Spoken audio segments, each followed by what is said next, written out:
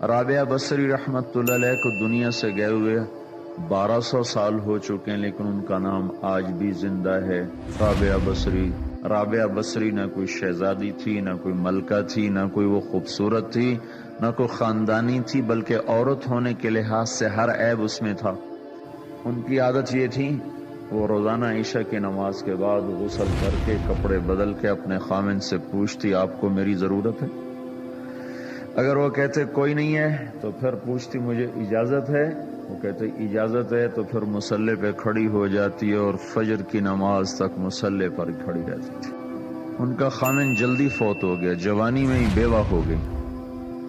تو حسن بصری بصرہ کے امام، کیا سارے مسلمانوں کے امام تھے، وہ خود آئے، خود چل کے آئے کہ میں آپ سے شادی کرنا چاہتا ہوں۔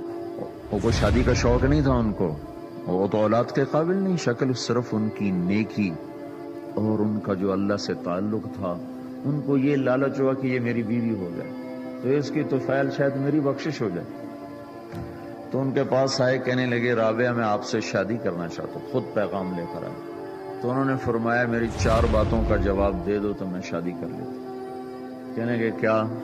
کہ یہ بتاؤ میں جنتی ہوں کہ دوزخی ہوں؟ کہنے لگے یہ تو میں کچھ نہیں کہہ سکتا۔ اچھا یہ بتاؤ جب اللہ تعالیٰ قیامت میں اعمال نامے اڑائے گا، کسی کے سیدھے ہاتھ میں آئے گا، کسی کو الٹے ہاتھ میں آئے گا، میرے سیدھے ہاتھ میں آئے گا کہ الٹے ہاتھ میں؟ کہنے لگے یہ بھی کچھ نہیں بتا سکتا۔ کہنے لگے اچھا یہ بتاؤ جب اللہ نیکیوں کو تولے گا، کسی کی نیکیاں بڑھ جائیں گی، کسی کے گناہ بڑھ جائیں گے، میرے گناہ زیادہ ہوں گے نیکیاں زیادہ ہوں گی؟ کہ یہ بھی نہیں بتا سکتا۔ کہ اچھا یہ بتاؤ جب لوگ گل سرات سے گزریں گے، کوئی پار نکل جائیں گے، کوئی نیچے گر جائیں گے، تو میں پار نکلوں گی کہ دوزخ میں گروں گی؟ کہنے لگے یہ بھی میں نہیں بتا سکتا۔ تو پھر فرمایا اچھا جاؤ مجھے تیاری کرنے دو، مجھے ان 4 باتوں کی تیاری کرنی ہے، میرے پاس شادی کے لیے وقت کوئی نہیں ہے۔ جو اللہ سے دوستی لگا لیتے ہیں اللہ دنیا ان کے لیے مسخر کر دیتے، اللہ دنیا ان کے پاؤں میں ڈال دیتے۔ تو جب ان کا انتقال ہوا، رات کو ان کا انتقال ہوا، تو اپنی خادمہ سے کہا بس 2-4 آدمی بلا کے مجھے جلدی سے دفن کر دو، کسی کو نہ بتاؤ، صبح لوگوں کو بتا دینا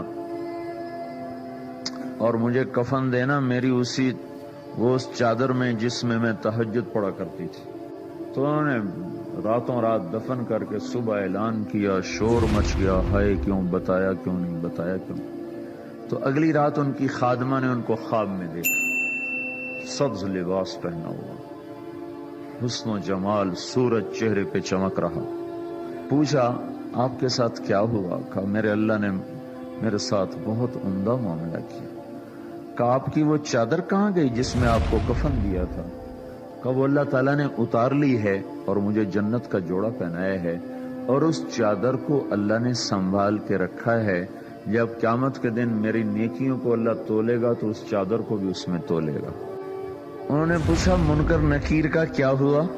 کہا وہ آئے تھے تو انہوں نے مجھ سے کہا من ربکی، تیرا رب کون ہے، تیرا رب کون ہے؟ تو میں نے منکر نکیر سے کہا جس اللہ کو 40 سال نہیں بھلایا اس کو 4 ہاتھ زمین کے نیچے آ کر میں بھول جاؤں گی؟